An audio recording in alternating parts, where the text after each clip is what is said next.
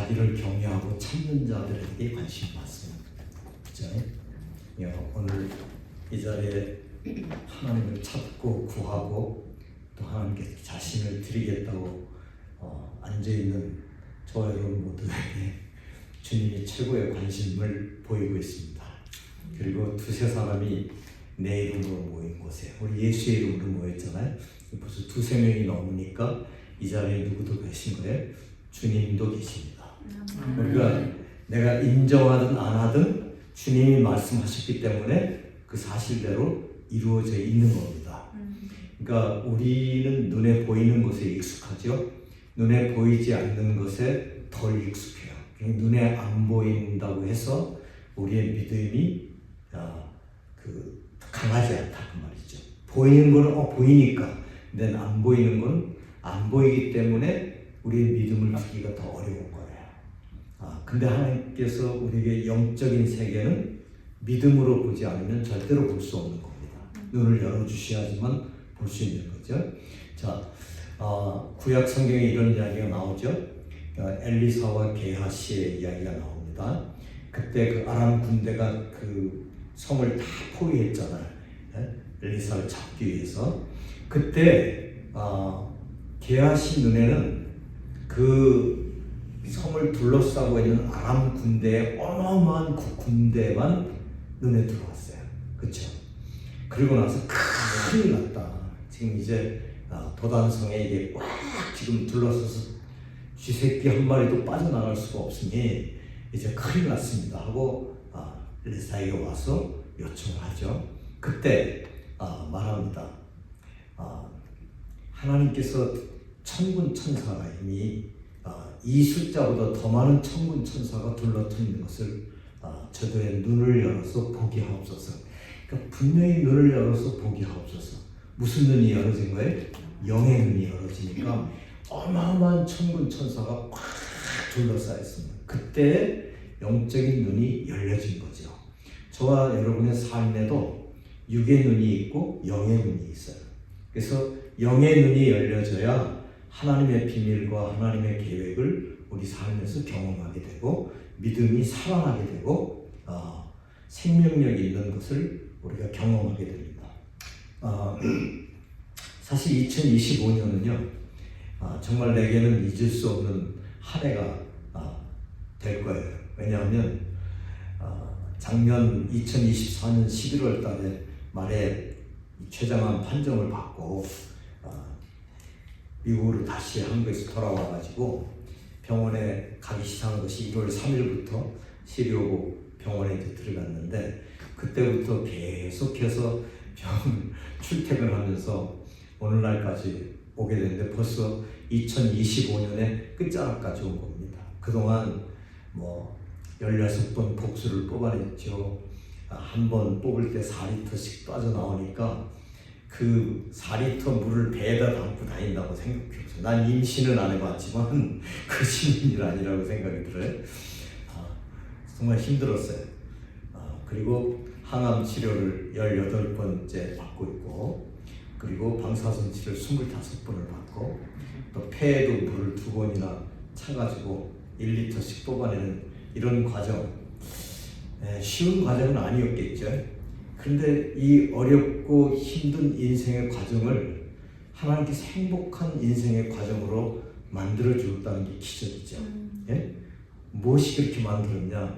하나님의 그 큰 사랑과 은혜였습니다. 하나님 나를 사랑한다는 거예요. 하나님 사랑하신다. 내가 그런 고통과 어려움 속에 있다고 하는 그 자체를 하나님이 모르시는 게 아니에요. 알아요. 하나님 허용하셨어요. 그래서 내가 가지고 있지만 그러나 나는 너를 사랑한다. 왜 하나님이 이런 과정을 주셨는지는 내가 다 이해할 수 없을 거예요. 그렇지만 어느 날 그것이 더 깨달아지기도 하고 알아지겠지. 오랜 시간이 지났어도.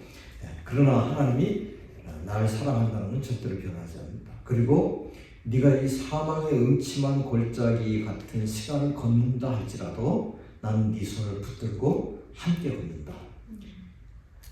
여러분 이 응답을 받으면 다 된 거 아니? 그렇죠? 예. 그러니까 다윗의 삶이 평탄했었냐? 아니에요. 전혀 평탄하지 않고 힘들고 죽을 고비를 수차례 겪었습니다. 어떤 때는 막 바보 병신 같은 짓을 하면서도 살아남아야 되는 그런 위경에 처하기도 했었어요. 그런데 그때마다 하나님께서 시편 23편의 고백을 보면 내가 사망의 음침한 골짜기를 거닐지라도 주께서 나와 함께 하시기에 두렵지 않다고 했습니다. 이게 믿음으로 사는 삶의 모습입니다. 저와 여러분의 삶의 믿음의 삶이 왜 그렇게 어렵냐? 저도 그런 과정들을 겪었어요. 근데 제가 이번 이 한 해를 이렇게 지나면서 아주 원리는 간단한 거다. 제 책상에 어느 날 그걸 써붙였어요. Death Certificate, 사망 증명서. 그래서 사망자 방문한 언제 사망했는가? 예수님께서 십자가에 못 박혀 죽을 때 나도 함께 죽었다고 하는 성경 구절을 썼어요. 그리고 내가 지금 사는 것은 내가 나를 위하여 십자가에서 죽으신 예수 그리스도를 믿는 믿음 안에서 사는 것이다. 그럼 나는 어디 갔어요? 나는 어디 갔어요? 이게 너무 놀라운 비결이었어요. 내 삶을 힘있게 만들어주고 기적을 산출해낼 수 있는 아주 확고한 하나님의 말씀이었어요. 나는 없어진 거예요. 나는 내가 그토록 나와 싸우고 내가 고민하고 갈등했던 것들이 이미 끝났는데, 이미 난 죽었는데, 그 내가 사망의 문턱까지 갔잖아요. 내가 그런 생각했어. 내가 지금 죽어서 무덤을 안 사놨으니까 화장을 하라고 그러겠지. 그럼 쓰기들가 끝나고 나오면 요만큼 뼈야. 난 그거 예전에 봤거든요. 요만큼 뼈를 이렇게 안겨준다고요. 그걸 납골당에 갖다 놓든지 아니면 뿌리든지 둘 중에 하나예요. 거기 딱 이름 하나 딱 써붙여. 박문환 딱. 그러면 우리의 자녀들이 딱 볼 때 박문환 아버지 어디 계세요? 없어요. 이름 석자 딱 남아있는 거예요. 그 순간을 생각을 해봤어요. 아, 그렇다. 근데 오늘 우리가 이 말씀을 보면 복음으로 사는 삶이 뭐냐? 복음으로 사는 삶. 사도 바울의 삶에도 예수를 믿고 나서 굉장한 고민과 갈등을 겪었어요. 그건 자기와의 싸움이었어요. 자기 속에서 늘 옛 습관들, 죄성들이 나오는 것을 누를 수가 없었던 거예요. 그걸 또 하면 또 넘어지고, 또 어떤 때는 또 되고, 어떤 때는 안 되고. 우리의 신앙생활도 마찬가지. up and down, up and down. 어떤 때는 쫙 올라갔다, 어떤 때는 툭 떨어졌다. 계속 이해할 때 얼마나 피곤해요. 그러다 시간이 지나면 조금씩 이기는 빈도수가 높아지면서 이제 신앙이 성장해 가는 거죠. 물론 그 과정이 필요할 수 있어요. 어리기 때문에. 어릴 때는 걸음을 걸을 수 있는 능력이 있었지만 어리기 때문에 아직은 자주 넘어져요. 돌부리에도 채우고 자기 힘에도 지쳐서 넘어져요. 근데 조금씩 성장하면서 어떻게 다리에 힘이 들어가고 분별력이 생기면서 넘어지는 횟수가 줄어들어요. 그러니까 태어날 때부터 잘 걸을 수 있는 능력을 가지고 태어난 거예요. 그런데 어리기 때문에 그 과정이 치워지는 거죠. 마찬가지로 우리의 영적 생활 속에서도 하나님의 비밀은 아주 단순한 거예요. 절대 변함이 없는 거예요. 원래부터 있었던 거예요. 그 능력은 원래부터 있었어요. 그래서 이 복음이라고 하는 것을 우리가 생각할 때 무엇이 복음이냐, 복된 소식이냐. 복음에는요, 죽고 사는 문제가 들어있어요. 죽고 사는 것. 반드시 죽어야 돼요. 그리고 다시 살아야 돼요. 이게 복음이에요. 또 그 복음의 핵심은 예수님이죠. 예수님이 복음이죠. 예수님이 십자가에서 죽으심과 그리고 예수님이 다시 부활하심, 이것과 우리가 연합되는 거야. 하나가 되는 거야. 무엇으로 하나가 되냐? 믿음으로 하나가 됩니다. 이게 비밀이에요. 이게 복음이에요. 그 외에 없어요. 너무 어렵고 복잡할 게 하나도 없어요. 그거예요. 그러니까 우리가 이걸 꽉, 이게 우리가 그리스도인으로 태어날 때 갖게 되는 능력이에요. 걸을 수 있는 능력과 똑같은 거예요. 힘있게 걸을 수 있고 승리할 수 있는 능력이에요. 자, 여러분, 거듭난다라고 하는 말 속에는 뭐가 있어요? 반드시 죽는다고 하는 것이 전제되어 있어요. 죽지 않으면 거듭 태어날 이유가 없는 거죠. 그렇죠? 그러니까 니고데모에게 예수님께서 말씀하실 때 내가 거듭나야 한다 할 때 니고데모에게 고민이 생긴 거죠. 아니, 내가 지금 나이가 이른데 어떻게 어머니 뱃속에 들어갔다 또 나옵니까? 절대로 인간의 이성과 지식으로는 이 영의 세계를 이해할 수가 없는 거예요.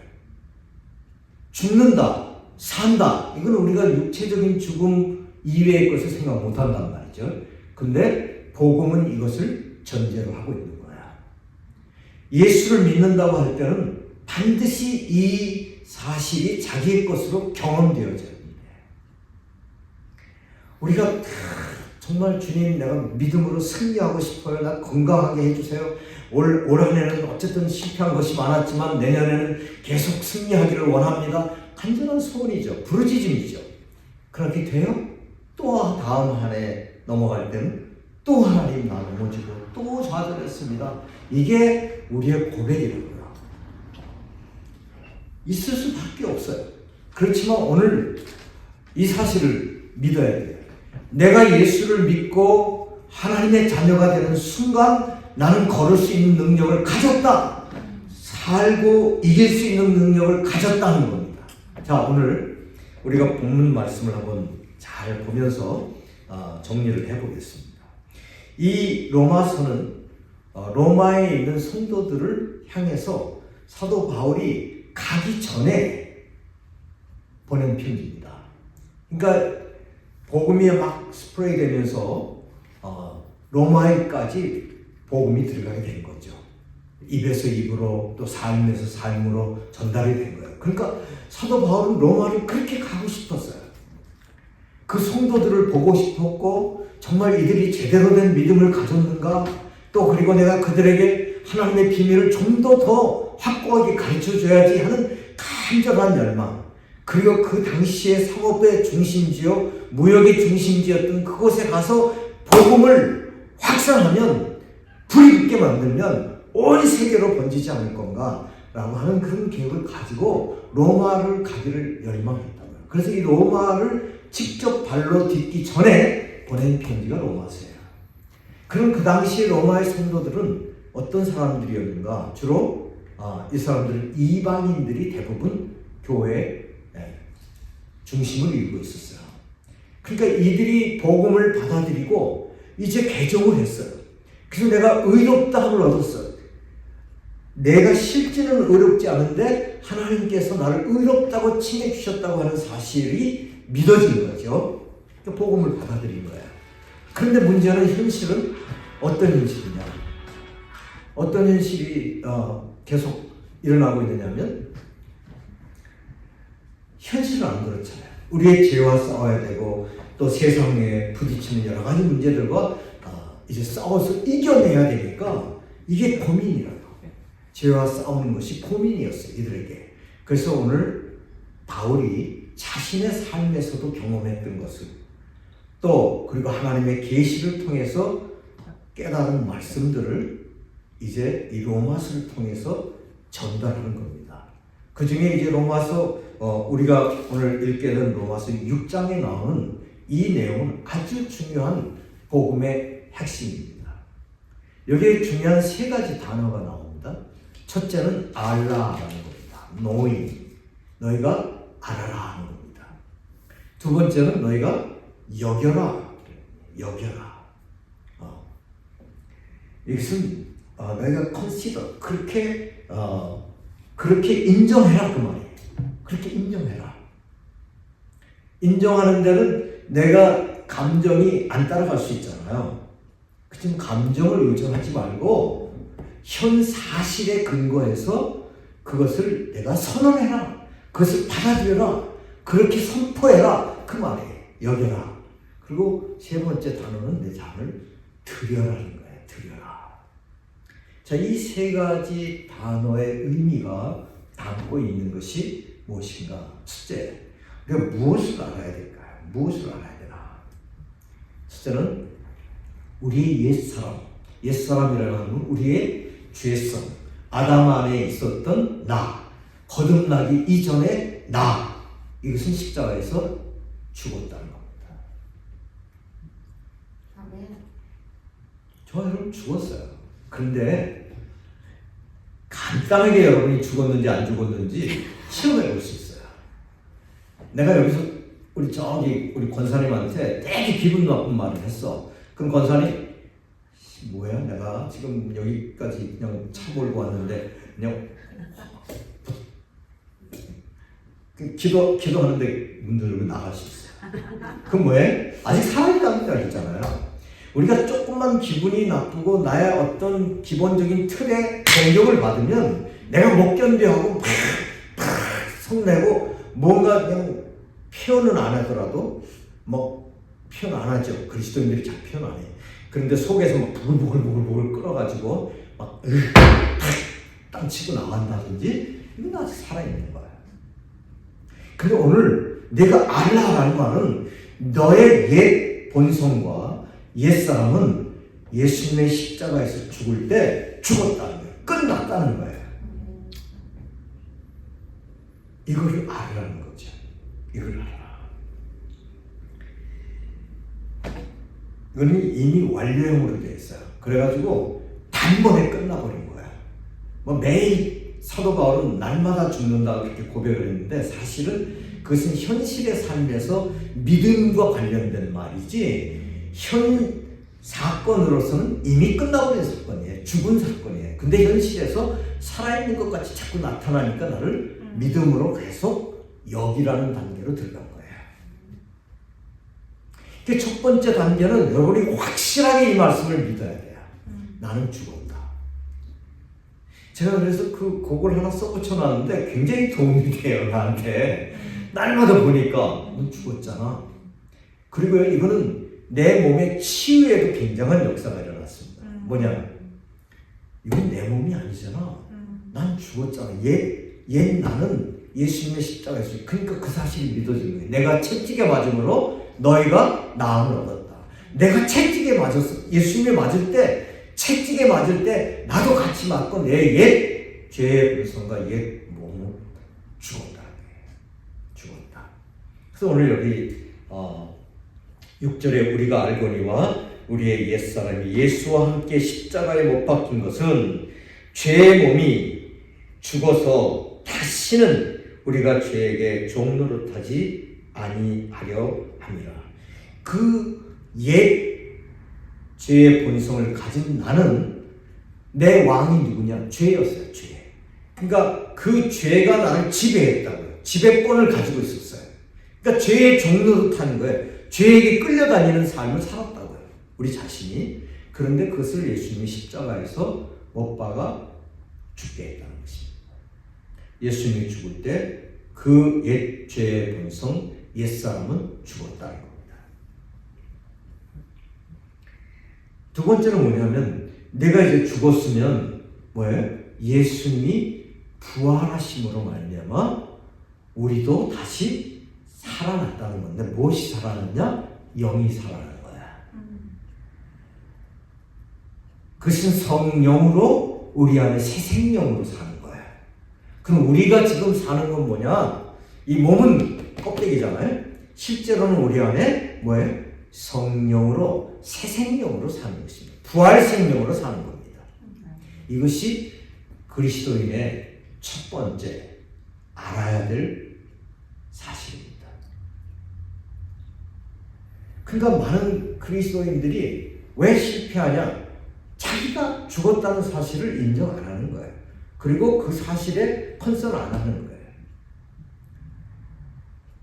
자, 이것이 일어난 분명한 사실이라면 저와 여러분이 해야 될 두 번째 과제가 뭐냐면 영이라는 겁니다. 두 번째는 여기 오늘 이렇게 되어 있죠. 11절에 이와 같이 너희도 자신을 죄에 대하여는 죽은 자. 죄에 대해서는 끝났어.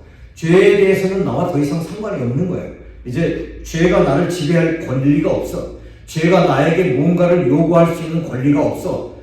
권세가 끊어졌다 이거예요. 죄의 욕구가. 그것이 끊어진 거예요.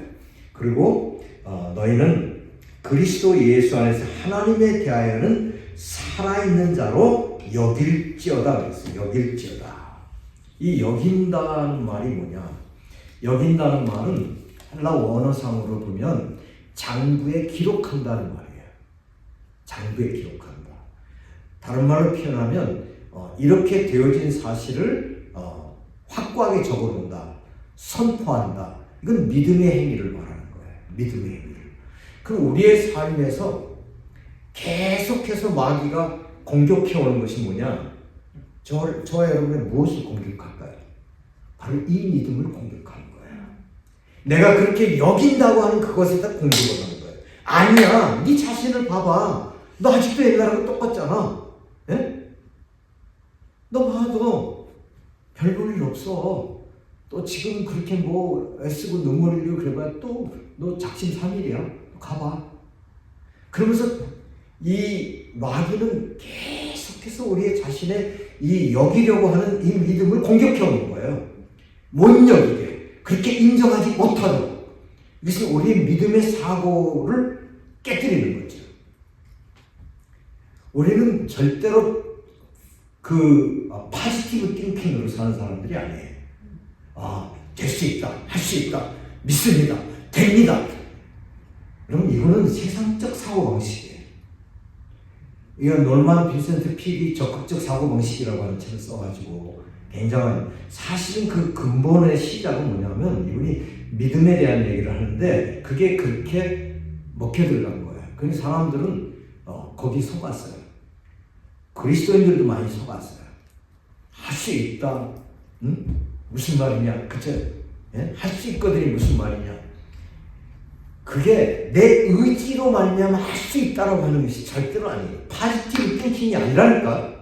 뭐예요? 페이스 띵킹이에요. 페이스 띵킹. 믿음의 사고를 해야 돼. 믿음의 사고. 뭐야?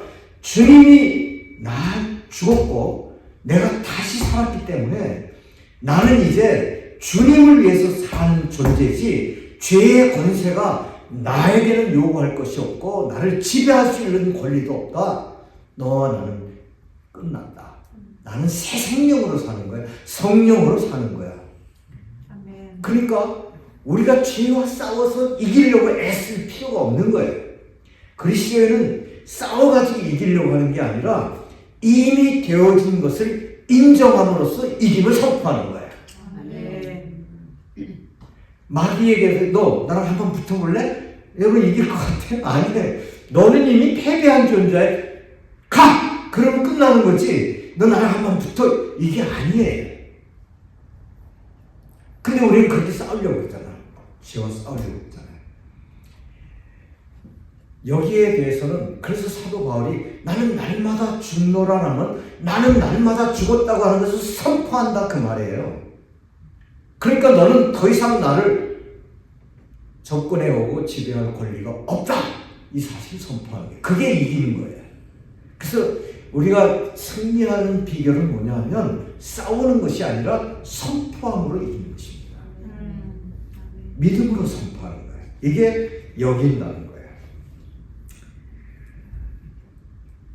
그래서 이 믿음의 사고라고 하는 것은 우리의 정체성, 오늘 이 한 단어를 기억해 놓으세요. 정체성. 내가 누구냐. 이게 굉장히 우리의 방향을 전환시켜주고 삶의 태도를 바꿔줘요. 내가 누구냐. Who am I? 나라고 하는 존재가 어떤 존재냐. 이 사실이 나와 여러분의 삶의 방향을 바꿔준다고요. 그러니까 오늘 이 사도 바울이 두 번째 믿음으로 여겨라 라고 하는 이 말씀 속에는 뭐냐면 너가 믿음의 사고를 가지고 선포하라. 넌 이미 십자가에서 죽었고 나는 하나님을 향하여서만 이 방향이 정해진 사람이다. 그리고 나는 새 생명으로 성령으로 사는 사람이다. 그래서 로마서 8장에 가면 뭐냐? 너희가 육체의 소욕과 싸우라고 그러지 않았어요. 성령의 소욕을 따라가면 왜 육체의 소욕은 사라진다 그랬어요. 그러니까 방향성의 문제예요. 내가 정체성을 가지고 한 방향을 딱 정했을 때 이건 그냥 서그러지는 거예요. 자, 이걸 좀 더 적극적 승리로 이끄는 단어가 있어요. 그게 세 번째 단어에 드리라는 거예요. 너를 어디다 드려? 하나님의 도구로, 하나님의 병기로 네 자신을 드려라는 거예요. 드려라. 이건 네 것이 아니기 때문에 하나님의 손에서 마음대로 쓰일 수 있는 무기로 드려라. 이렇게 끝납니다. 그래서 이 세 가지 단어는 나와 여러분이 승리하는 굉장히 중요한 단어예요. 첫째, 왜? knowing, 알라. 두 번째, consider라는 단어를 쓰기도 했고, knocking이라는 단어도 쓰기도 했는데, 뭐냐면, 네가 선언하라. 믿음으로 선포하라. 믿음의 행동을 요구하는 단어입니다. 자, 세 번째는 드려라는 것은 헌신을 의미하는 단어인데, 뭐냐면, 네가 자발적으로 네 것이 아니라고 하는 사실을 인정하고 지속적으로 주님이 쓰시도록 네 자신을 맡겨라는 겁니다. 그러면 어떻게 돼 있어요? 죄가 너의 죽을 몸을 지배하지 못할 것이다. 마지막은 우리의 자유의지를 하나님께서 요청하시는 거야. 뭐냐? 네가 죄의 종이 될 것이냐 아니면 의의 종이 될 것이냐는 누가 결정하냐? 네가 결정하는 거야. 네가 결정하는 거야. 네? 그리스도인들은 중립이 있을 수가 없어요. 둘 중에 하나입니다. 네 자신을 죄에게 드릴 건지. 그건 굉장히 어리석은 일이지. 이미 죄의 권세가 내게 끝나버렸는데 왜 거기다가 드리냐. 그렇게 드리면 너는 죄의 종인 것을 할 거다. 예전처럼. 그러나 네가 하나님께 네 자신을 드리면 어떻게 되냐? 의의 종이 된다는 거예요. 오늘 우리가 이 말씀을 마음 가운데 두면서 우리가 정리를 하면 이렇습니다. 첫째, 우리 옛사람은 죽었다. 십자가상에서 죽을 때 나 죽었다. 그래. 그래서 죽은 개는요, 아무리 건드려도 성깔을 돋가도 절대로 짖거나 달려들지 않습니다. 한번 우리가 살아가면서 한번 내가 죽었는지 안 죽었는지 테스트 해보세요. 자, 두 번째, 우리는 예수 안에서 새 생명으로 성령으로 사는 사람이다. 세 번째, 우리는 하나님의 영광을 위한 도구다. 아멘. 이 사실을 우리 마음 가운데 두면서 여러분이 나는 누구냐, 나의 정체성이 뭐냐, 이걸 가지고 여러분이 어떤 곳에 던져지더라도 이 확신을 가지고 산다면 지속적인 승리의 삶을 살 수가 있습니다.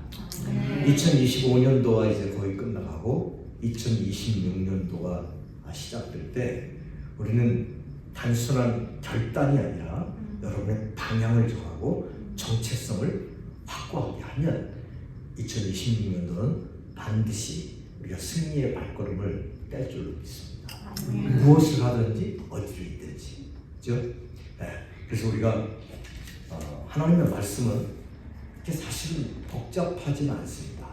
나는 예전에 참 어렵고 힘들고 복잡하다고 생각을 했어요. 근데 시간이 가면 갈수록 왜 이렇게 단순한 원리인데 왜 이걸 내 삶에 적용이 안 됐지? 그래요. 이 로마서 6장 말씀을 보면서 갈라디아서 2장 20절 말씀도 그렇죠. 내가 이제 사는 것은 옛사람 죽었다. 그리고 주님이 십자가에서 죽으신 그 그리스도 안에서의 그 믿음으로 사는 거예요. 그 믿음으로. 그게 그리스도인입니다. 그래서 크리스찬들의 삶은 내가 애쓰고 뭔가를 만들고 어떻게 하려고 하는 게 아니라 사실은 은혜 자체가 우리에게 거저 주신 거잖아요. 그러니까 우리가 이것들을 누리고 활용하면서 살아야 되는 삶인데 무언가를 자꾸 얻어내려고 하는 삶으로 산다고 하는 것은 뭔가 something wrong, 잘못된 삶이었다는 것이에요. 그래서 오늘 우리가 이 말씀을 기억하면서 오늘 이 저녁에도 기도할 때 하나님께서 오늘 저와 여러분을 만나 주실 겁니다. 개인적으로 만나 주실 겁니다. 아멘. 사도 바울이 이 글을 쓸 때는 자기 체험에서 나온 거잖아요. 그리고 하나님의 계시를 통해서 죽었구나, 끝났구나, 이제는 하나님의 뜻 가운데 살아가는 새 생명, 성령으로